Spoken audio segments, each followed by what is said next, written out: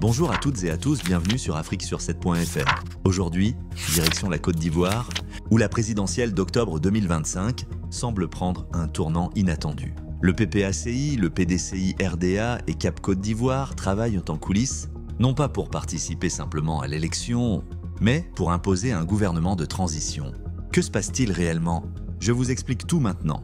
Depuis plusieurs semaines, l'opposition ivoirienne, emmenée par Laurent Gbagbo, Tidjane Thiam et leurs alliés, déroule discrètement sa stratégie. Leur objectif?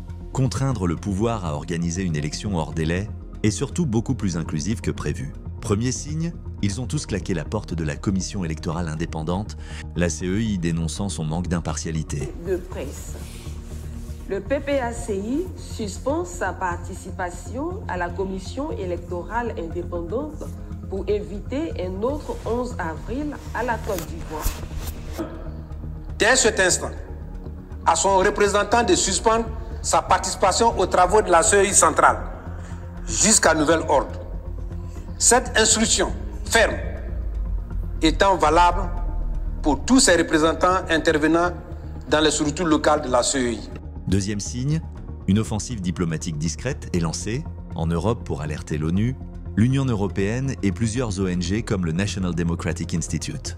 Bref, l'idée est claire, pousser au blocage du processus électoral, pour provoquer un gouvernement de transition. Et puis, il y a le dossier Tidjane Thiam, l'ancien patron de Crédit Suisse, désormais uniquement ivoirien, devait logiquement être candidat.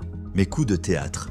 Le 10 avril, une ordonnance suspend la délivrance de son certificat de nationalité. Cela ressemble à une tentative d'empêcher son entrée officielle dans la course présidentielle. Et cet acte a immédiatement réveillé les craintes du PDCI RDA et galvanisé l'opposition.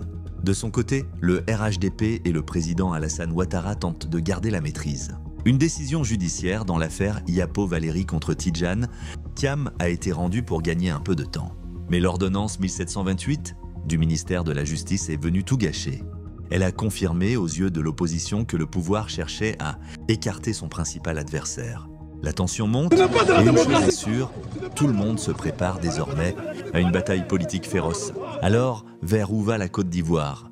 Si aucun compromis n'est trouvé rapidement, le pays pourrait basculer dans une grave crise politique. Un scénario est déjà sur la table. La mise en place d'un gouvernement de transition dès la fin du mandat d'Alassane Ouattara. Une chose est certaine, les prochains mois seront décisifs pour la stabilité du pays. Et ici, on continuera à suivre cette actualité de très près. N'hésitez pas à vous abonner et à activer la cloche pour ne rien manquer de nos prochaines analyses. À très vite sur afrique-sur7.fr.